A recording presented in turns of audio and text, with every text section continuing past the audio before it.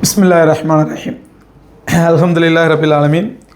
வஸ்ஸலாத்து வஸ்ஸலாமு அலா சய்யிதில் முர்சலீன் வ அலா ஆலிஹி வஸ்ஹாபிஹி அஜ்மாயின். அம்மா பாத்.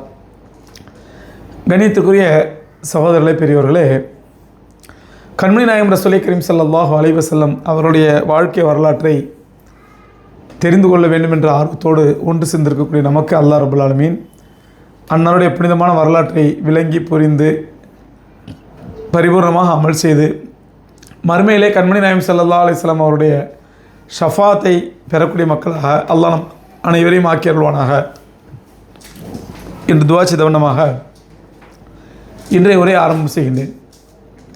அருமைக்குரியவர்களே, நேற்றைய பயானில் உங்களுக்கு சொன்ன பிலால் ரதியல்லாஹு தஆலா அன்ஹு, அதே மாதிரி அம்மார் இப்னு யாசிர் ரதியல்லாஹு தஆலா அன்ஹு, சுமையா ரதியல்லாஹு அன்ஹா, அவங்களாம் எவ்வளோ கஷ்டத்துக்குள்ளானாங்க, என்ன சஹாபாக்கள் எவ்வளோ சிரமத்துக்குள்ளானாங்க அப்படிங்கிற வரலாறு பார்த்தோம்.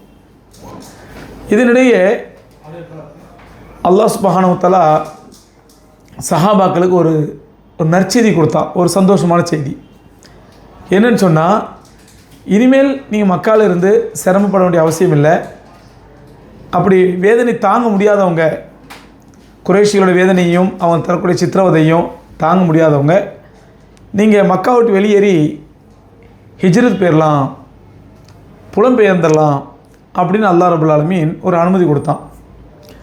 அந்த அனுமதியின் பேரில் எங்கே புலம்பெயரலாம் என்று பார்த்தால், அப்போதைய அபிஷீனியா, இப்போதைய எத்தியோப்பியா, இன்றைக்கி எத்தியோப்பியான்னு நாடு இருக்குது இல்லைங்களா, சவுத் ஆஃப்ரிக்கா கண்டத்தில், அந்த எத்தியோப்பியா அந்த காலத்தில் அது அபிஷீனியான்னு சொல்லப்பட்டுச்சு. அந்த அபிஷீனியாவுடைய மன்னராக, அபிஷீனியா வந்து முழுக்க கிறிஸ்தவ மக்கள், அதனுடைய மன்னராக இருந்தவர் நஜ்ஜாஷி மன்னர், அவரும் கிறிஸ்தவர். அப்போது அவர் கொஞ்சம் நல்ல மனுஷன், ஒரு நேர்மையான மனுஷன் அப்படிங்கிறதுனால ரசூலுல்லாஹி ஸல்லல்லாஹு அலைஹி வஸல்லம் ஆலோசனை பண்ணி, சஹாபாக்களை தாங்க முடியாதவங்க நீங்கள் ஹிஜ்ரத் செஞ்சு போயிடுங்க, அபிஷீனியாவுக்கு போயிடுங்க அப்படின்னு அனுப்பிடுறாங்க. சஹாபாக்கள் ஃபேமிலியாக ரெண்டு பேரா 4 பேரா அப்படியே அபிஷீனியாவுக்கு இடம்பெயர்றாங்க. அதில் ஹதரத் உஸ்மான் ரதியல்லாஹு தஆலா அன்ஹு, அவங்களுடைய மனைவி ருக்கையா ரதியல்லாஹு தஆலா அன்ஹா, அவங்கள கூட்டிகிட்டு போகிறாங்க. அதே மாதிரி ஜாஃபர் ரதியல்லாஹு அன்ஹு, அலி ரதியல்லாஹுடைய அண்ணன், அவங்க மனைவி அஸ்மா ரதியல்லாஹு தஆலா அன்ஹா, அவங்கள கூட்டிகிட்டு போகிறாங்க. இப்படி 2 பேரா 3 பேரா அபிஷீனியாவுக்கு போகிறாங்க. கிட்டத்தட்ட ஒரு 72 பேர் அபிஷீனியாவுக்கு 72 பேர் கொண்ட கூட்டம் அபிஷீனியாவுக்கு போயிடுது. இதை பார்த்தோன்னா குறைஷிகளுக்கு ஒரு கலக்கம் வந்துடுது. என்ன கலக்கண்டா, ஆஹா, இவங்க அபிஷீனியாவில் போய் அங்கே போய் செட்டில் ஆகிட்டாங்கண்டா, அங்கே உள்ள மன்னர்கிட்ட பேசி அவரை கைக்குள்ளே போட்டுக்கிட்டு அவரோட சேர்ந்து நம்ம மேலே வந்து படையெடுத்தால் நமக்கு ஆபத்தாயிடுமே, அதனால் இவங்களை இப்படியே விடக்கூடாது அப்படின்னு என்ன பண்ணுறாங்க, அவசரமாக ஆலோசனை பண்ணுறாங்க, என்ன பண்ணலாம் அப்படின்னு யோசிக்கிறாங்க. அப்போ இவங்க போய் அங்கே போய் தங்கி அங்கே மன்னரோட தொடர்பு ஏற்படுத்தி, ராஜ பிரதானிகள், அரசியல்வாதிகள், அதிகாரிகள் இவங்கெல்லாம் தாண்டி தான் மன்னர்கிட்ட போகணும். அதுக்கு ஒரு நாள் பிடிச்சிரும். அதுக்கு முன்னாடி நாம் ஒரு டீம் அவசரமாக நேரடியாக மன்னர் அப்பாயின்மெண்ட் வாங்கி பார்த்து, இவங்க தங்க விடாதீங்க, இவங்க வந்து குழப்பாதீங்க, இவங்களை துரத்திடுங்கன்னு சொன்னால் என்ன அப்படின்ன உடனே, இது நல்ல ஐடியா அப்படின்னு. அதுக்கு பொருத்தமான ஆள் யார் அப்படின்னா அம்ர் இப்னு ஆஸ். அம்ர் இப்னு ஆஸ் பின்னாடி இஸ்லாத்தை ஏற்றுக்கிட்டாங்க, இதுவரை இப்போதும் இஸ்லாத்தை ஏற்றுக்கலை. இவர் வந்து ஒரு பெரிய அத்தர் வியாபாரி, வேர்ல்டு ஃபேமஸ் அத்தர் வியாபாரி. அதனால் பெரிய விஐபிகள்லாம் அத்தர் கொண்டு கொடுக்கறதுனால அந்த விஐபிகள் மூலமாக ஈஸியாக மன்னரை சந்திச்சிடலாம் அப்படின்னு பிளான் பண்ணி அம்ர் இப்னு ஆஸ் அவங்க தலைமையில் ஒரு 3 பேர் கொண்ட கமிட்டி போகிறாங்க, எங்கள் அபிஷீனியாவுக்கு போகிறாங்க. போய் என்ன பண்ண, என்னோடய வளமைப்படியே கிறிஸ்தவ நாடு இல்லையா, அந்த பாதிரிமார்களுக்கு மத குருமார்களுக்கெல்லாம் நல்ல அன்பளிப்புகள், ஹதியாக்கள், காம்ப்ளிமெண்ட்ஸு இதெல்லாம் கொடுக்குறாரு. கொடுத்து நாங்கள் மன்னரை சந்திக்க நீங்கள் அப்பாயின்மெண்ட் வாங்கித்தாங்க என்னன்னு கேட்ட உடனே அந்த பாதிரிமார்கள்ட்ட சொல்கிறார், அம்ர் இப்னு ஆஸ் சொல்கிறாரு, எங்கள் ஊரில் சில விவரம் தெரியாத வாலிபர்கள், மார்க்கம் தெரியாத முட்டாப்பயலுக, நாங்கள் பாரம்பரியமாக பின்பற்றி வந்த மதத்தை விட்டுட்டு புதுசாக ஏதோ மதத்தை பின்பற்றுன்னு சொல்லிட்டு இருக்காங்க.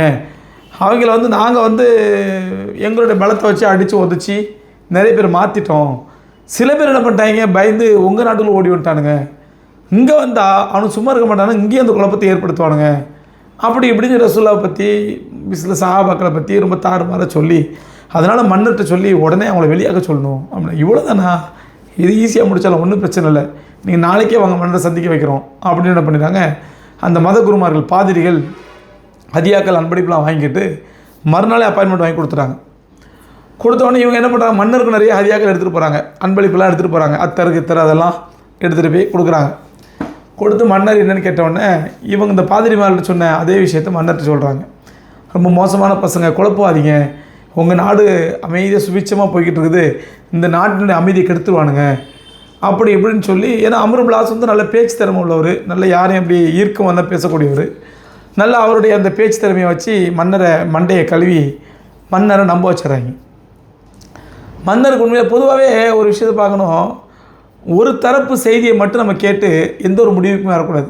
நீங்கள் நம்மளை நிறைய பேர் பண்ணுற மிஸ்டேக் அப்படி தான். எவனா ஒரு ஏதாவது செய்தின்னு சொன்னால் உடனே அது உண்மையா பொய்யா சரியா தப்பா எதுவுமே பார்க்கறதில்ல, உடனே பரப்பி விட்டுருது, உடனே வாட்ஸ்அப்பில் பரப்பு, ஃபார்வர்ட் பண்ண வாட்ஸ்அப்பில். இது பெரிய குணம். அல்லாஹ் ரப்பல் ஆலமீன் வன்மையாக கண்டிக்கிறான் இதை. யாயுவல்லதீன ஆமனு இதா ஜாஅக்கும் ஃபாஸிக்கும் பின்னபையின் ஃபத்தபையனு, அல்லாஹ்வுடைய உத்தரவு.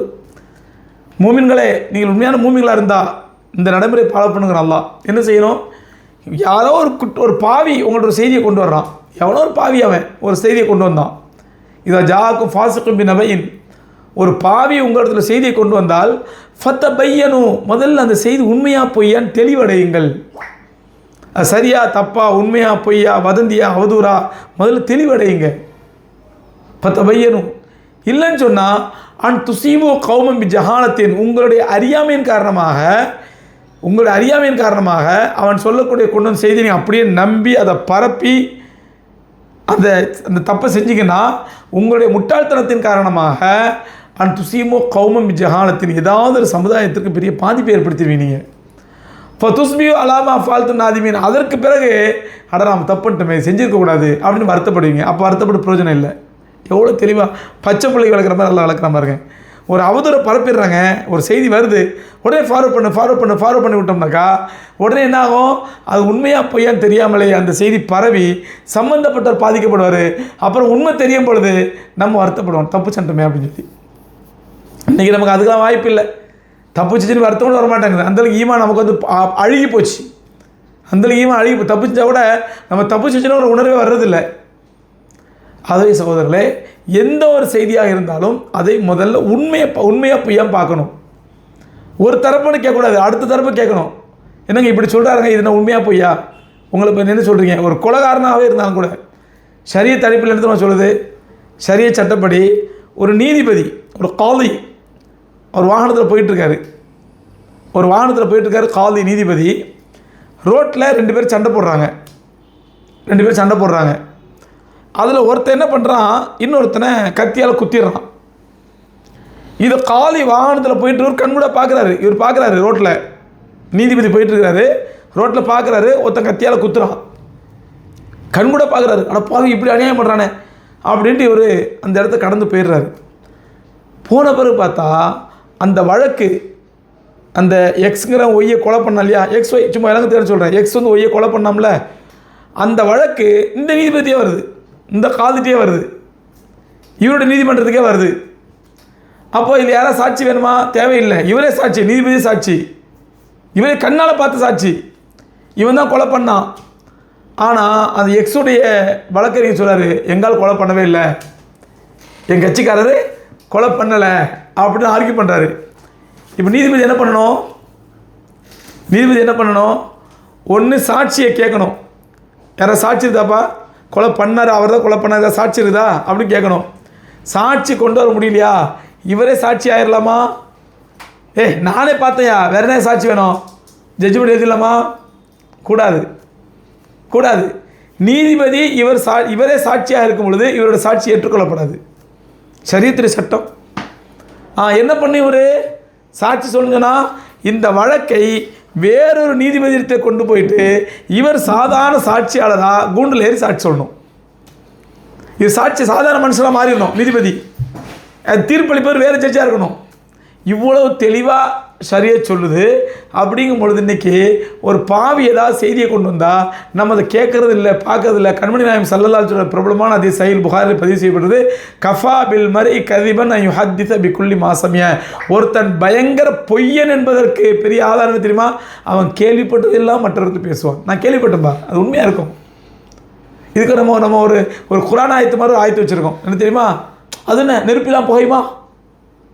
அது ஒரு பெரிய ஆதாரம். நெருப்பிலாம் புகையுமா? என்ன இதான் குரான் ஆயத்து, நெருப்பிலாம் புகையுமா என்று. சகோதரர்களே, அந்த நஜ்ஜாஷி மன்னர் உண்மையான மனிதராக இருந்தார், நல்ல மனிதராக இருந்தார். அதனால் அல்லாஹ் பின்னாடி அவருக்கு இதாயத்தை கொடுத்தான். அது இஸ்லாத்தை ஏற்றுட்டார் பின்னாடி. அந்த நஜ்ஜாஷி மன்னர் இந்த மக்காவினுடைய ராஜபிரதானிகள், மக்காவுடைய ஆட்சியாளர்கள், முக்கியஸ்தர் வந்திருக்கிறாங்க. நிறைய அன்பளிப்புலாம் கொடுத்துருக்குறாங்க. மக்காவுக்கும் அந்த நேரத்தில் அபிஷினியாவுக்கும் நல்ல உறவு இருக்குது. தான் உறவை சார்ந்த நாட்டை சார்ந்தவர், நட்பு நாடு. அந்த நாட்டில் முக்கியஸ்தர் வந்திருக்கிறாங்க. என்ன பண்ணோம்? உடனே இவங்களை கூப்பிட்டு அவங்க யார் மொத்தம் உடனே வெளியே அனுப்புங்க. அவங்க யாருன்னு தெரில, இந்த வந்த இளைஞருக்கு யாருன்னு தெரியல, எப்படிப்பட்டவன்னு தெரில, நல்லவங்களா கெட்டவங்களான்னு தெரில. இவர் சொல்கிறாரு மோசமானவங்க, உங்கள் நாட்டில் குழப்பத்தை ஏற்படுத்திடுவானுங்க, எங்கள் நாட்டில் குழப்பத்தை ஏற்படுத்தி பிரிவினை ஏற்படுத்திட்டானுங்க, தாய்க்கு பிள்ளைங்க மதத்தை பிரித்து விட்டாங்க, கணவனுக்கு மனைவி மதத்தை பிரித்து விட்டானுங்க. ஏன்னா தாய் இஸ்லாத்தை ஏற்றுக்கிறா, பிள்ளை ஏற்றுக்கல, பிள்ளை இஸ்லாத்தை ஏற்றுக்கிறா, தாய் ஏற்றுக்கல, ரெண்டு பேரும் பிரிவினை ஆகிடுது. கணவன் இஸ்லாத்தை ஏற்றுக்கிறா, மனைவி ஏற்றுக்கல, மனைவி இஸ்லாத்தை ஏற்றுக்கிறா, கணவன் ஏற்றுக்கல, ரெண்டு பேரும் பிரிவினை ஆகிடுது. குடும்பத்துக்குள்ள பிரச்சனை, கோத்திரத்துக்குள்ள பிரச்சனை, இப்படி குழப்பமாக இருக்குது எங்கள் ஊரில். அதே மாதிரி இங்கேயும் பண்ணிவிடுவானுங்க அப்படின்னு சொன்னால் நம்மளை மாதிரி அளந்து என்ன பண்ணுவோம்? அது யாரும் பாருங்கள், 10 உடனே வெளியேக்கி விடுங்க அவனுங்களே அப்படின்றோம். ஆனால் நஜ்ஜாஷி மன்னன் சொன்னார், சரிங்க நீங்கள் சொல்கிறது கரெக்டு தான், ஆனால் உங்கள் பேச்சை மட்டும் கேட்டு நான் அவங்கள வெளியாக்கிட மாட்டேன். உங்கள் பேச்சை மட்டும் கேட்டு நான் வெளியாக்க மாட்டேன், அவர்கள் தரப்பு நியாயத்தையும் நான் கேட்கிறேன். உடனே பாதிரிமாரெலாம் அப்ஜெக்ஷன் பண்ணுறாங்க. அந்த சபையில் பாதிரிமாரெலாம் அப்ஜெக்ஷன் பண்ணுறாங்க. ஏன் அவங்க தான் நிறைய வாங்கிட்டாங்க, நேற்று நிறைய அன்பளிப்புலாம் வாங்கிட்டாங்கல்ல. அவங்க அப்ஜெக்ஷன் பண்ணாங்க, மன்னரே இவங்க முக்கியஸ்தர்கள் வந்திருக்கிறவங்க, ரொம்ப முக்கியமான ஆளுங்க, நமக்கு ரொம்ப வேண்டியவங்க, ஆனால் அவனுக்கு யாருன்னு தெரியாது பிச்சைக்கார பசங்க, நீங்கள் அவங்களுக்காண்டி இவங்க வாதத்தை ஒத்தி வைக்கிறது முறையில்லை மன்னரே. அதனால் யாருன்னே தெரியாதவங்க நம்ம நாட்டில் ஊடுருவிக்கிறாங்க, நம்ம உடனே அவங்க வெளியாக்கிறது தான் முறை அப்படிங்கிறாங்க. இருக்கிற மற்ற பாதிரிமாரும் ஜாலரா போடுறாங்க. ஆமாம் ஆமாம் மன்னரே, அதான் கரெக்டு, அதான் கரெக்டு. மன்னர் ஸ்ட்ராங்காக சொல்கிறார், நீங்கள் சொல்கிறது கரெக்டு தான், உங்கள் வார்த்தையில் தலைக்கு மேலே, ஆனால் என்னுடைய மனசாட்சி இடம் கொடுக்காது அவர்கள் தரப்பு நியாயத்தை கேட்கும் வரை, வர சொல்லுங்கட்டேன். மறுநாள் அவங்க எல்லாம் வந்தாங்க. அதுக்கு ஜாஃபர் ரலியல்லாஹு தஆலா நல்ல பேச்சாளர், முத்தகல்லீம், நல்ல பேச்சாளர். ஜாஃபர் ரலியல்லாஹு தஆலா அமீரா போட்டு முத்தகல்லிமா போட்டு நீங்களே பேசுங்க அப்படின்னு கூப்பிட்டு வந்தாங்க. 72 பேரும் வந்தாங்க. வந்து நஜ்ஜாஷி மன்னர் சபையில் நிற்கிறாங்க. நின்ற உடனே நஜ்ஜாஷி மன்னர் கேட்குறாரு, உங்களை பற்றி இந்த மாதிரி குற்றச்சாட்டுலாம் சொல்கிறாங்க, நீங்கள் யார், எதுக்கு இந்த நாட்டுக்கு வந்தீங்க, இந்த குற்றச்சாட்டுலாம் உண்மையாக பொய்யா, உங்கள் நாட்டில் குழப்பம் பண்ணிட்டு எங்கள் நாட்டில் குழப்பம் பண்ணுறதுக்கான வந்தீங்களா அப்படின்னு கேட்டார். அப்போ ஜாஃபர் ரலியல்லாஹு சொன்னாங்க, மன்னரே நாங்கள் எப்படிப்பட்ட மக்களாக வாழ்ந்தோம் என்றால் தாய்க்கும் மனைவிக்கும் வித்தியாசம் தெரியாத மிருகங்களாக வாழ்ந்தோம். முஹம்மது ஸல்லல்லாஹு அலைஹி வஸல்லம் வந்துதான் எங்களை உண்மையான மனிதராக மாற்றினார். நாங்கள் மிருகங்களோட கேடுகட்ட வாழ்க்கை வாழ்ந்து கொண்டிருந்தோம், ஆனால் இப்பொழுதுதான் மனிதர்களாக மாற ஆரம்பித்திருக்கிறோம். எங்களுடைய குழந்தைகளை, பச்சிளம் குழந்தைகளை, பெண் குழந்தைகளை உயிரோடு துடிக்க துடிக்க கதற கதற எங்கள் கையாலே போட்டு புதைத்தோம். இப்பொழுது அதையெல்லாம் பாவம் என்று உணர்கின்றோம். எங்களுக்கு மத்தியில் சகோதரத்துவத்தை கற்றுக் கொடுத்தாரு, நாங்கள் சகோதரத்துவமாக இருக்கிறோம் சொல்லிவிட்டு, இதெல்லாம் இந்த மக்களுக்கு பிடிக்காதனால எங்களை போட்டு அடித்தாங்க, உதைச்சாங்க, சித்திரவதை பண்ணாங்க. நாங்கள் யாரும் எந்த குழப்பமும் பண்ணல, உங்கள் நாட்டையும் நாங்கள் குழப்பம் பண்ண வரல. எங்களுக்கு ஒரு அடைக்கலம், அகதிகளாக அடைக்கலம் கொடுத்தீங்கன்னா நாங்கள் நாட்டு மூலையில் உட்காந்துட்டு போயிடுறோம், ஏதோ எங்கள் அநாயத்தை கழித்து ஏதாவது வியாபாரம் பண்ணிக்கிறோம், நாங்கள் யாரும் எந்த டிஸ்டர்ப் பண்ண மாட்டோம், நான் அது உங்களுக்கு உத்தரவாதம் தர்றோம் அப்படின்ற உடனே ஜாஃபர் ரலியல்லாஹு தஆலா பேசின பேச்சு மன்னருக்கு உள்ளத்தில் ஒரு பெரிய ஒரு அசரை ஏற்படுத்துது. அவர் உள்ளத்தில் ஒரு இறக்கத்தை ஏற்படுத்துது. என்னடா நல்ல ஆளுங்களாக இருக்காங்க, இவங்களும் இப்படி சொல்கிறாங்கன்னு சொல்லிட்டு, அப்போ அந்த அம்ர் இப்னு ஆஸுடைய தலைமையில் அந்த கூட்டத்துக்கு சொல்லிடுறாங்க, இல்லைங்க இவங்க சொல்கிறலாம் பார்த்தா நீங்கள் சொல்கிறது நேர் மாற்றமாக இருக்குது, நாங்கள் இவங்களை 100% கண்காணிப்போம், இவங்களுக்குள்ளே உளவு ஆளுகளை போட்டு 100% கண்காணிப்போம், நீங்கள் சொல்கிற மாதிரி ஏதாவது குழப்பம் பண்ணுற மாதிரி தெரிஞ்சுது, இவங்க உயிரோட ஊருக்குள்ள அனுப்ப மாட்டோம், இங்கேயே தூக்கில் போட்டுருவோம். உயிரோட மக்களால் திரும்ப அனுப்ப மாட்டோம், இங்கேயே தூக்கில் போட்டுருவோம். இல்லை நீங்கள் சொல்கிற மாதிரி அவங்க மேலே எந்த கம்ப்ளைண்ட் இல்லைனாக்கா அவங்க பாட்டு இருந்துட்டு போட்டோம், அவங்க பாட்டு இருந்துட்டு போட்டு என்ன பிரச்சனை உங்களுக்கு, அதனால் போயிட்டு வாங்க அப்படின்னு வச்சுட்டு நீங்களும் போங்கன்னு அனுப்பிடுறாங்க. அம்ரு இப்னு ஆஸ் அப்போ கூட மனம் தளரலை, அவருடைய அந்த முயற்சியை கைவிடலை. மறுபடியும் பாதிரிமார் வீட்டுக்கு வந்தார். பாதிரிமார் வீட்டில் வந்து ஆலோசனை பண்ணுறாரு, என்ன பண்ணலாங்க அப்படின்ன உடனே. அப்போது பாதிரிமார் கேட்குறாங்க, சரி அவர் என்னென்ன சொல்கிறாரு, இப்படிலாம் சொல்கிறாரு, நான் தான் இறுதி நபிங்கிறாரு, ஒரே இறைவனத்தை வணங்கணுங்கிறாரு, அப்படி இப்படின்ன உடனே. அப்படியா அவர் இயேசுவை பற்றி ஏதாவது சொன்னாரா யார் இந்த பாதிரிமார் கேட்குறாங்க. ஆனால் ஆமாங்க, அதை சொல்ல மறந்துட்டுமாங்க, இயேசு வந்து கடவுள் இல்லை, கடவுளுடைய மகனும் இல்லைங்கிறாருங்க. அவர் இயேசு வந்து கடவுளும் அல்ல, கடவுளுடைய பிள்ளையும் அல்ல அப்படிங்கிறாரு. மரியமுடைய வயிற்றிலே உருவான ஒரு இயற்கையான சாதாரண மனிதன் அப்படின்னு சொல்கிறாரு. அப்படின்ற ஒன்று பாதிரிமார்களே, இது போதுமையா, அற்புதமான பாயிண்ட்டு அவங்களை துரத்துறதுக்கு. இதே முதல்ல சொல்லலை, வாங்க மறுபடியும் நாளைக்கு வாங்க அப்படின்னு என்ன பண்ணுறாங்க, மறுபடியும் நாளைக்கு கூப்பிட்டு போகிறாங்க சபைக்கு. மன்னர்கிட்ட சொல்கிறாங்க அந்த பாதிரிமார்கள், மன்னரே அவங்க வந்து மார்க்க விஷயத்தில், ஆன்மீக விஷயத்தில் நம்முடைய கொள்கைக்கு நேர் மாற்றமாக இருக்கிறாங்க, நம்முடைய கிறிஸ்தவ கொள்கைக்கு நேர் எதிராக இருக்கிறாங்க, நாம் எப்படி அவங்கள வைக்க முடியும். மன்னர் கேட்குற என்ன சொல்கிறாரு, அவங்க வந்து இயேசு வந்து கடவுள் இல்லை, கடவுளுடைய மகனும் இல்லை, மரியமுடைய வயிற்றிலே உருவான ஒரு சாதாரண மனிதர்னு சொல்கிறாங்க, முகம்மதை மாதிரி அவர் ஒரு திருத்தூதர்னு சொல்கிறாங்க, அவர் கடவுளே இல்லைன்னு சொல்கிறாங்க அப்படின்ற ஒன்று நஜ்ஜாஷி மன்னருக்கு வந்துச்சு. அப்படியா, வர சொல்லுங்க, அவங்கள கூப்பிட்டு வராங்க. மறுபடியும் மறுநாள் வந்தோடனே அதே ஜாஃபர் ரலியல்லாஹு தஆலா கேட்குறாரு, மன்னர் கேட்குறாரு, சரி அதெல்லாம் இருக்கட்டும், நீங்கள் நல்லவங்களா ஒழுக்கமாக வாழ்கிறீங்க, ஓகே, இயேசு கிறிஸ்துவை பற்றி உங்கள் அபிப்பிராயம் என்ன அப்படின்ன உடனே ஜாஃபர் ரலியல்லாஹு தஆலா ஒன்றுமே பேசுகிறேங்க. நான் அன்றைக்கி கூட ஒரு பயனில் சொன்னேன், என்றைக்குமே தாவாவில் மிகப்பெரிய மிகப்பெரிய ஒரு இம்பேக்ட், ஒரு தாக்கத்தை ஏற்படுத்தக்கூடிய கருவி என்ன தெரியுமா, அல்லாஹ்வுடைய குர்ஆன் வசனம். குர்ஆன் வசனம். ஜாஃபர் ரலியல்லாஹு தஆலா என்ன பண்ணாங்க, சூரா மரியமுடைய ஆயத்தை ஓதி காட்டினாங்க. சூரா மரியம் உடைய ஆயத்துக்களை அப்படியே வரிசையாக ஓதி காட்டினாங்க. ஓத ஓத ஓத அப்படியே அந்த மந்திரி பிரதானிகள், அந்த ராஜ பிரதானிகள் எல்லாம் உட்காந்துருக்காங்க, இந்த பாதிரிமாரும் உட்காந்துருக்குறாங்க, நஜ்ஜாஷி மன்னரும் உட்காந்துருக்கிறாரு. அப்படியே கூர்ந்து ஜாஃபர் ரலியல்லாஹு முகத்தையே பார்த்தவர், அவங்க ஓத ஓத ஓத அப்படியே தலை குனிறாரு. அவருடைய கண்கள்லேருந்து கண்ணீராக வடியுது, அவர் கண்ணிலேருந்து கண்ணீராக வடியுது. இதை பற்றி தான் அல்லாஹ் ரப்பல் ஆலமீன் 7வது ஜுஸுடைய ஆரம்பம், இதா சமிஅு மா நுஸில அலைஹிம் தரா ஆயுனஹும் தஃபீலு மினத் தமா, இதா சமியுன்னு ஆரம்பிக்கிற ஜுஸு 7வது ஜுஸு. அவர்கள் மீது அருளப்பட்ட வேதத்தை கேட்டால், இதா சமிஅு உங்கள் மீது அருளப்பட்ட வேதத்தை அவர்கள் கேட்டால், தரா ஆயுனஹும் நீங்கள் அவருடைய கண்களை பார்ப்பீர்கள், தஃபீது மினத் தமா கண்ணீரால் வழிந்தோடுவதை நீங்கள் பார்ப்பீர்கள். நஜ்ஜாஷி மன்னர் சம்பந்தமாக இறங்கின ஆயத்துது. நஜ்ஜாஷி மன்னர் சம்பந்தமாக இறங்கின ஆயத்து 7ஆம் ஜுஸுடைய முதல் ஆயத்துது. அப்போது அவர் குனிஞ்சிருக்கார், கண்ணிலேருந்து கண்ணீராக ஓடுது. ஓடின உடனே இதெல்லாம் உங்களுக்கு யார் சொல்லி தந்தது அப்படின்னு கேட்குறாரு.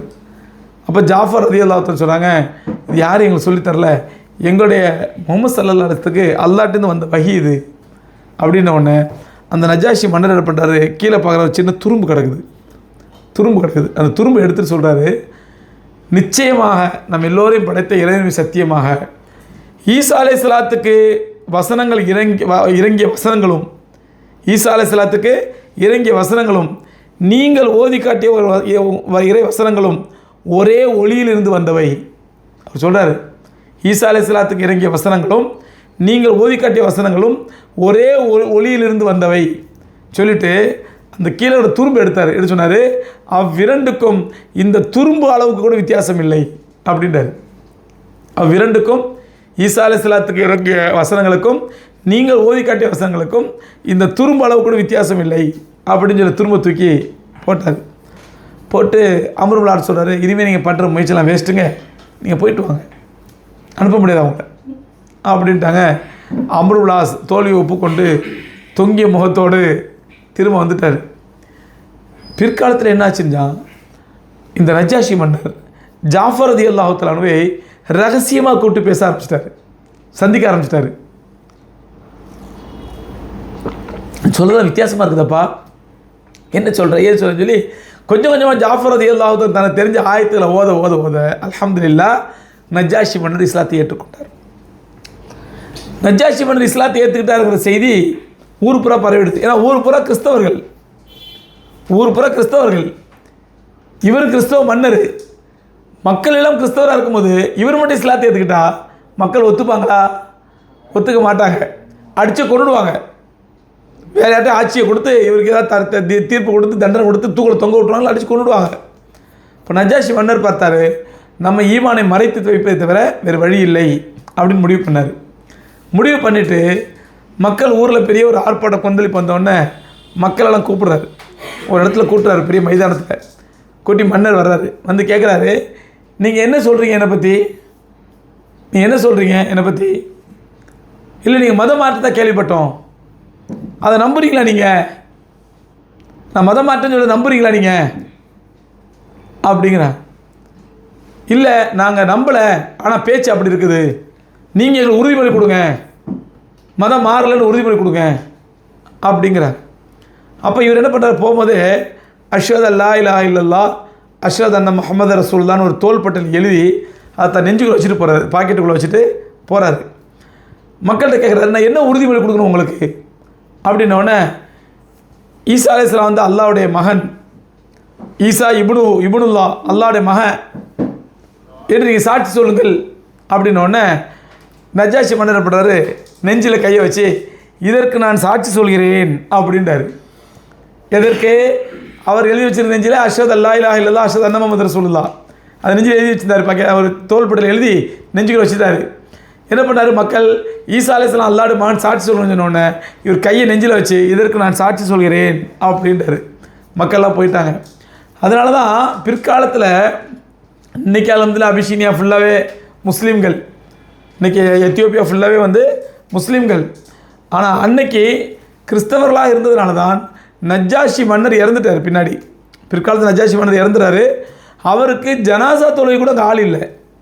அதாவது ரசூலுல்லாஹி ஸல்லல்லாஹு அலைஹி வஸல்லம் மதீனாவிலே முதலாக நஜ்ஜாஷி மன்னருக்கு காயிப் ஜனாசா தொழ வச்சாங்க. காயிப் ஜனாசா, அதாவது ஜனாசா எங்கேயோ ஊரில் இருந்தால் கூட நம்ம இங்கே ஜனாசா தொழலாம். அந்த மாதிரி காயிப் ஜனாசாவை பெருமானார் ஸல்லல்லாஹு அலைஹி வஸல்லம் முதலாக தொழ வைத்தது நஜ்ஜாஷி மன்னருக்காகத்தான். ஹைர், ஜாஃபர் ரலியல்லாஹு தஆலா அன்ஹு அவங்க, உஸ்மான் ரலியல்லாஹு தஆலா அன்ஹு எல்லாம் தலைமையில் போன அந்த கூட்டம் அங்கே அபிஷீனியாவில் வசதியாக தங்கிட்டாங்க. இதுக்கெல்லாம் மக்கால என்ன நடக்குது அப்படின்னு சொன்னால், மக்கால இவர் போயிருக்காரு, அம்ருபிளாஸ் போயிருக்காரு, பட் இன்னும் அங்கேருந்து வரல. அப்போ மக்கால நம்ம இருக்கிறவங்கள சும்மா விடக்கூடாது. ஏன்னா அம்ருபிளாஸ் கூட்டு வந்துடுவார், கூட்டு வரும்பொழுது எல்லாம் கையை காலை கட்டி சங்கிலியில் கட்டி இழுத்துட்டு வருவாங்க, வந்தனை வச்சு வாங்குவாங்கன்னு வாங்கலாம் அப்படின்னு எதிர்பார்த்துருக்காங்க குறைஷிகள். அந்த நேரத்தில் அபூஜஹல் சொன்ன இல்லையா, அபூஜஹல் தான் பிரியாணி பண்ணிகிட்டு இருக்கிறான். அந்த அபூஜஹலுடைய அக்கா மகன், அபூஜஹலுடைய அக்கா மகன், மருமகன், அவனை மாதிரியே முரடு, அபூஜஹல் மாதிரியே முரடு, திமிரு, ஆணவம் எல்லாம் உண்டு. அவரை மாதிரியே அபூஜஹல் என்ன பண்ணால் சில சமயம் யாரும் அடிக்கணும்னா, தம்பி இனிப்பி அடிச்சுட்டு வா அப்படின்னா அபூஜஹலோட பேச்சை கேட்டு உடனே போய் அடிப்பார். அந்த மாதிரி ஆள், ரொம்ப மோசமான முரட்டுத்தனமான ஆள். அவருடைய அத்தா பேர் ஹத்தாபு, அவர் பேர் உமர், அபூஜஹலுடைய அக்கா மகன் உமர் இப்னு ஹத்தாப். அப்போ அபூஜஹல் ஒரு நாள் பேசிகிட்டு இருக்கும்போது உமர்கிட்ட சொல்கிறான், மருமனை நீ என்ன மருமனை நமக்கு ஹெல்ப் பண்ண மாட்டேங்குது, முகமதை தீர்த்து கட்டணும் மருமனை, அது ஒன்றால் தான் முடியும், ரொம்ப டார்ச்சர் ஆகுது, ரொம்ப தொந்தரவாக இருக்குது, மற்ற வேலை எந்த வேலையும் பார்க்க முடியல, இதை பற்றியே யோசிச்சுட்டு கொண்டுருது, நீ நினச்சா போய் தீர்த்து நிறுத்த மருமனை, மற்ற எல்லாத்தையும் நான் பார்த்துக்கிறேன் அப்படின்னு உடனே உசுப்பேற்றின உடனே உமர் என்ன பண்ணிடுறாரு, கையில் ஒரு வாள் எடுத்துக்கிட்டு வேகமாக போகிறார். ரசூலுல்லாஹ் எங்கே இருக்கான்னு கேள்விப்பட்டு வேகமாக போகிறார், கொல்ல போகிறேன்னு சொல்லிட்டு. வழியில் நுஐம் இப்னு அப்துல்லா என்ற ஒரு சஹாபி ஒரு இஸ்லாத்தை ஏற்றுக்கிட்டாரு, ஆனால் மறைச்சி வச்சுருக்காரு. பார்க்குறாரு உமர் போகிற வேகத்தையும் ஸ்பீடையும் பார்த்த உடனே கேட்குறாரு, உமர் எங்கே போகிறீங்க அப்படிங்கிறாரு. யார்? நுஐம் இப்னு அப்துல்லா ரலியல்லாஹு தஆலா அன்ஹு. உமர், யார் இந்த துரோகியை வெளில கொல்லத்தான் போகிறேன், இந்த ஆள் நம்ம ஊரில் உட்காந்துக்கிட்டு பெரிய அநியாயம் பண்ணிட்டு இருக்கிறான், அவர் கொல்லத்தான் போகிறேன் அப்படின்னு பார்த்த உடனே நுஆய்ம் இப்னு அப்துல்லா ரலியல்லாஹு அன்ஹு அடிக்கிறாங்க. அடடா, உமர் வந்து ரொம்ப முரட்டுத்தனமான ஆள், ரெண்டாவது செய்கிற விஷயத்தை ரொம்ப கச்சிதமாக பண்ணுவார், அபூஜஹல் மாதிரி முட்டா பையில் ரொம்ப அறிவாளியும் கூட. அதனால் வந்து இவர் போனார்னா அவ்வளோதான ரசூலுல்லாஹ்வுடைய வாழ்க்கை என்ன ஆகுமோ தெரியலையே. வேறு வழி இல்லாமல் நுஆய்ம் இப்னு அப்துல்லா என்ன பண்ணுறாரு, உமரே விடுங்க உமரே, அவரே பேசிக்கிட்டு இருக்கீங்க, முதல்ல இந்த பசங்களை கேளுங்க, அவர் பேச்சை நம்பி அவர் பின்னாடி போகிறாங்களா அவங்கள கேளுங்க. உடனே உமர் சொல்கிறாங்க, இல்லை இல்லை இல்லை, அவரை முடிச்சுட்டா இவங்களாம் மாற்றிடலாம், இவங்களாம் மைசி, அவரை தான் முதல்ல முடிக்கணும் அப்படின்னு இவர் எவ்வளோ பேச்சை திருப்பி பார்க்குறாரு, ஆளை சிந்தனை திருப்பி பார்க்குறாரு, 5 நிமிஷம் ஆர்கியூமெண்ட் பண்ணுறாரு. ஆனால் உமர் ரொம்ப தெளிவாக இருக்கிறாங்க, யாரை முகமது ஸல்லல்லாஹு அலைஹி கொள்ளுங்கிறதுல. அப்போ தான் வேறு வழி இல்லாமல் நுஆய்ம் இப்னு அப்துல்லா ரலியல்லாஹு தஆலா அன்ஹு உமர்கிட்ட சொல்கிறார், உமரே நீ ரொம்ப வேகப்படுறீரு, உங்கள் ரோஷெலாம் நியாயம்தான். ரோஷத்தை கிளப்பி விட்றாரு, அவங்களுடைய ரோஷத்தை ட்ரிகர் பண்ணுறாரு. நீ உங்கள் ரோஷில் நியாயம்தான், உன் தங்கச்சி ஃபாத்திமாவை இஸ்லாத்தை ஏற்றுக்குச்சுப்பா தெரியுமா உனக்கு? உமர் ரலியல்லாஹு அன்ஹு தங்கச்சி பேர் ஃபாத்திமா, ரசூலுல்லாஹ்வுடைய மகள் அல்ல, இது வேறு ஃபாத்திமா. உன் தங்கச்சி ஃபாத்திமாவை இஸ்லாத்தை ஏற்றுக்குச்சு தெரியுமா? முதல்ல அதை போய் கேளு, உன் ஊட்ட பாரியா முதல்ல, அப்புறம் அவர் பக்கம் போய்ட்டு நீ அப்படின்னு என்ன பண்ணுறாரு, உமர் ரலியல்லாஹு அன்ஹு ட்ரிக்கர் பண்ணி உசு பேத்தி திருப்பி விட்றாரு சிந்தனையை. ரசூலா பாதுகாக்கணுமே, அப்புறமா நம்ம ஃபாத்திமாவை மன்னிப்பு கேட்டுக்கலாம், தெரியாமல் திருப்பி விட்டோம் உன் பக்கம் சொல்லிட்டு, ஆனால் இப்போதைக்கு அவர் திருப்பணுமே அப்படின்னு என்ன பண்ணார், நுஆய்ம் இப்னு அப்துல்லா ரலியல்லாஹு தஆலா அன்ஹு உசு பேத்தின ஒன்று, அப்படியா ஏன் தங்கச்சா கேள், நீ போய் கேள், சும்மா கோவப்படாத, போய் கேள், அங்கே போய் பாரு. நேராக தங்கச்சி ஃபாத்திமா வீட்டுக்கு வர்றாரு. அங்கே ஹப்பாப் ரலியல்லாஹு தஆலா அன்ஹு ரொம்ப பலகீனமான சஹாபி, அங்கே உட்காந்து ஃபாத்திமாவுக்கும் கணவருக்கும் குர்ஆன் ஓத கற்றுக் கொடுத்துட்ருக்காங்க. குர்ஆன் ஹல்கா நடக்குது. சஹாபாக்கள் குர்ஆனுக்கு அவ்வளோ முக்கியத்துவம் கொடுத்தாங்க. எங்கே 4 பேர் கூடனாலும் உடனே குர்ஆனை பற்றி பேசுவாங்க, குர்ஆன் ஆயத்து ஓதுவாங்க. நான் கொஞ்சம் அல்ஹம்து சூரா சொல்கிறேன், நீங்கள் கொஞ்சம் பார்க்குறீங்களா, கரெக்டாக வரணும்னு பார்க்குறீங்களா, நீங்கள் அல்ஹம்து சூரா சொல்லுங்கள், நான் கரெக்டாக வர பார்க்கலாமா, இப்படி சஹாபா குர்ஆனை சரி பண்ணாங்க. நீங்கள் நாம் எங்கெங்கே பண்ணுறோம், 4 வயசு 5 வயசில் மக்தபில் அரைகுறையாக அல்ஹம்து சூரா மனப்பாடம் பண்ணியிருப்போம், 65 வயசு ஆகிருக்கும், இன்னும் தப்பாக ஓதிக்கிட்டு இருப்போம். அல்ஹம்து சூரா 5 வயசில் மனப்பாடம் பண்ணியிருப்போம், தப்பாக இன்னும் தப்பாகவே ஓதிக்கிட்டு இருப்போம். எவ்வளோ கேவலம், எவ்வளோ அசிங்கம் இது. ஆனால் சஹாபாக்களுக்கு ஹப்பாப் ரலியல்லாஹு அன்ஹு பண்ணாங்க, உமர் ரலியல்லாஹு தங்கச்சி ஃபாத்திமாவுக்கும் அவங்க கணவருக்கும் குர்ஆன் ஓதி கொடுத்துருந்தாங்க. கதவு தட்டுறாரு உமர், வந்து ஃபாத்திமா ஃபாத்திமா கதவு தட்டுறாரு.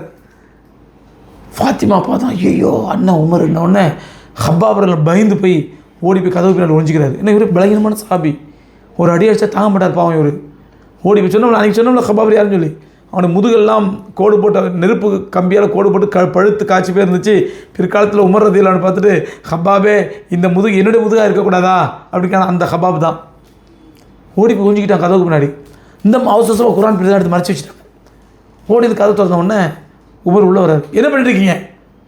சும்மா பேசிக்கிட்டு இருக்கிறோம். இல்லையே, ஏதோ நீங்கள் வேறு ஏதோ ஒளறிட்டு இருந்தீங்களே, நான் கேட்டேனே, காட்டு என்ன பேசியிருந்தீங்க, என்ன பண்ணீங்க அப்படின்னு என்ன பண்ணுறாரு கேட்குறாரு. இந்த அம்மா மறைக்கிறாங்க. உடனே மறைக்கிற கோவத்தில் பலாறு கன்னத்தில் அடிக்கிறாங்க தங்கச்சியை. அப்படியே காது கிழிஞ்சு ரத்தமாக வலிது. மச்சானே போட்டு அடிக்கிறாரு. முரடரில் மச்சானே போட்டு அடிக்கிறாரு. தங்கச்சி புருஷன் 2 பேரும் அடிக்கிறாரு. அடித்த உடனே இந்த அம்மா ஒரு கட்டத்தில் தாங்க முடியாமல் இந்த புருஷனை அடிக்கிறத பார்த்த உடனே அப்படியே வெகுண்டு எழுந்து, அடி சாவடி எங்களை, அடி, நாங்கள் இஸ்லாத்தை ஏற்றுக்கிட்டோம், ஆமாம் அடி எங்களை, அடி சாவடிச்சிருங்களே, நாங்கள் இஸ்லாத்தை ஏற்றுக்கிற என்ன பண்ண போகிறதுக்கு அப்படின்னு அண்ணனை எதிர்த்து குரல் கொடுத்துட்டாங்க. அந்த ஈமான் உணர்வு, ஈமானோட ஜோதி ஜுவாலை உள்ள எரியுதில்லை, அது அப்படி பொங்கி வெளியே வந்துச்சு. தங்கச்சி இதுவரைக்கும் நம்மகிட்ட இப்படி பேசுனதே இல்லையே. அந்த தங்கச்சியுடைய வேகம், வீரம், காது அருந்து ரத்தமாக ஒழுகுது. இந்த நிலை இதை பார்த்தோன்னே உமர் அப்படியே அல்லாஹ் கொஞ்சம் அடங்கிட்டான். அப்படி அடங்குறாரு. அடங்கின உடனே, சரி நீங்கள் என்ன ஓதுனீங்களே, படிச்சிங்களே, அந்த பிரதி எனக்கு காட்டுங்க, என்ன படிச்சிங்கிட்ட காட்டுங்க. இல்லை நான் தரமாட்டேன், நீ கிழிச்சு போட்டுருவேன். இல்லை நான் கிழிக்க மாட்டேன், நானும் தெரிஞ்சுக்கிறேன், காட்டுத்தா அப்படின்னாங்க அந்த அம்மா. அப்போ அந்த அம்மா சொல்கிறாங்க, இல்லை நீ நஜிஸு, நீ அசுத்தமானவன், இப்போ ஒதுச்சிட்டோ போ, உனக்கு தர்றேன். இப்போ பாருங்கள், அந்த நேரத்தில் இதுலேருந்து சட்டம்லாம் எடுக்க முடியாது, சட்டம்லாம் அப்பெல்லாம் ஒன்றும் கிடையாது. ஆனால் அந்த ஈமானிய உணர்வு பாருங்கள், நீ போய் ஒதுச்சி செஞ்சுட்டு வா, அப்போ தான் தருவோம் உனக்கு. உடனே போய் உமர் ஒளி செஞ்சுட்டு வர்றாங்க. வந்த உடனே அந்த குர்ஆன் ஆயத்துகளோட பிரதியை கொடுக்குறாங்க. அல்லாஹ் அக்பர். சூரத்து தாஹா, மா அன்சல்னா அலைக்கல் குர்ஆன் லி தஷ்கா, அந்த ஆரம்பிக்கிற ஆயத்து. அதில் அல்லாஹ் சொல்கிறான், அப்போ உமர் படிச்சுட்டே வர்றாங்க. தாஹா மான்சல் நாளைக்கல் குரான் தஷ்கா இல்லா ததிக்கிறத்தன் படிச்சுட்டே வர்றாங்க. படிச்சுட்டு இன்னனி அனல்லாஹு லா இலாஹ இல்லா அன ஃபஅபுதுனி, இன்னனி அனல்லாஹு லா இலாஹ இல்லா அன ஃபஅபுதுனி, நிச்சயமாக நான் தான் அல்லாஹ், என்னை தவிர இறைவன் யாரும் இல்லை, என்னை மட்டுமே வணங்குங்கள் அப்படிங்கிற ஆயத்தை படித்த உடனே அப்படியே ஸ்டன் ஆகி போய் நின்றான். அதுக்கு மேலே படிக்க முடியல அவங்களால. அல்லாஹ் ஹிதாயத்தை கொடுக்கணும்னு முடிவு பண்ணிட்டாங்க. அல்லாஹ் நேர்வழி கொடுக்கணும்னு முடிவு பண்ணிட்டான்னா எந்த காரணமும் தேவையில்லை, எந்த காரியமும் தேவையில்லை. அப்படி ஸ்டன் ஆகி போய் நின்றுறாங்க அதிர்ச்சி அடைஞ்சி. அப்படியா இந்த மார்க்கத்தை நான் ஏற்றுக்க நான் என்ன பண்ணோம், முகமது எங்கே இருக்காரு, தங்கச்சியில் கேட்குறாங்க. இந்த வார்த்தை கேட்ட உடனே கதவு பின்னாடி ஒழிஞ்சிருந்தாங்கல்ல ஹப்பாப் ரதியல்லாஹு அன்ஹு, அல்லாஹு அக்பர் அல்லாஹு அக்பர் அப்படின்ட்டு வெளியே வர்றாங்க. வெளியே வந்த உடனே ஏய் நீ என்னப்பா, நான் தான் குர்ஆன் ஓதி கொடுத்துக்கிட்டு இருந்தேன். பார்க்குறாங்க, என்னை முகமதில் கூப்பிட்டு போங்க. ஹப்பாப் ரதியல்லாஹு அன்ஹு சொல்கிறாங்க, உமரே நேற்று இரவு தான் முஹம்மது ஸல்லல்லாஹு அலைஹி வஸல்லம் அல்லாஹ்ட துஆ செஞ்சாங்க, அதை என் காதால் கேட்டேன். அல்லாஹும்ம ஐயித் ஹாத தீன, அல்லாஹும்ம ஐயித் ஹாத தீன பி அம்ர் இப்னு ஹிஷாம் அவ் பி உமர் இப்னு கத்தாப். யா அல்லாஹ், இந்த தீனுல் இஸ்லாத்தை ஹிஷாமுடைய மகன் அம்ரை கொண்டோ, அது அபூஜஹல் சொல்கிறாங்க, அபூஜஹலை கொண்டோ அல்லது உமரை கொண்டோ இந்த தீனுல் இஸ்லாத்தை நீ உறுதிப்படுத்துவாயாக. ரசூலுல்லாஹ் கேட்டாங்க, அல்லாஹ் பாரு உன் விஷயத்தில் அல்லாஹ் கபூல் செஞ்சுட்டான், அல்லாஹ் அக்பர். உடனே உமர் ரதியல்லாஹு அன்ஹு சொல்கிறாங்க, உமர் கேட்குறாங்க எங்கே இருக்காங்கன்னு. தாருல் அர்கம் ரதியல்லாஹு வீட்டில் இருக்கிறாங்க. போன உடனே உமர் ரதியல்லாஹு கிளம்பி வர்றாங்க. இந்த செய்தி ரசூலுல்லாஹி உமர் ரதியல்லாஹு அன்ஹு காபத்துல்லாஹ்லேருந்து கிளம்பினார்ல உருவி வாளோட, இந்த செய்தி ரசூலுல்லாஹ்க்கு வந்துருச்சு. உமர் உருவி வாளோட வந்துட்டு இருக்கிறாரு ரசூலுல்லாஹ் கொல்றதுக்கு. இடையில நுஆய்ம் இப்னு அப்துல்லாவை சந்தித்தது, அவர் தங்கச்சி வீட்டு திருப்பி விட்டது, தங்கச்சி வீட்டுக்கு போனது, இது எதுவுமே ரசூலுல்லாஹ்க்கு தெரியாது, தகவல் வரல. உமர் அபூஜஹல் உசுப்பேத்தி விட்டான், வாழந்திக்கிட்டு வர்றாரு அப்படின்ற செய்தி மட்டும் ரசூலுல்லாஹ் வீட்டுக்கு வருது. உமர் ரதியல்லாஹு அன்ஹு வர்றாங்க, ரசூலுல்லாஹ் வீட்டுக்கு வர்றாங்க, வாழை ஏந்திட்டு வர்றாங்க. என்ன நடந்துச்சு இன்ஷா அல்லாஹ் நாளைக்கு பார்க்கலாம். அல்லாஹ் ரப்பல் ஆலமீன் எந்த விஷயங்களை பேசணுமோ எந்த விஷயங்களை கேட்டோமோ அதனுடைய அமல் செய்கிற தௌஃபீக் தந்தருள்வானாக. வாஹிர் தாவான் அல்ஹம்துலில்லாஹி ரப்பில் ஆலமீன்.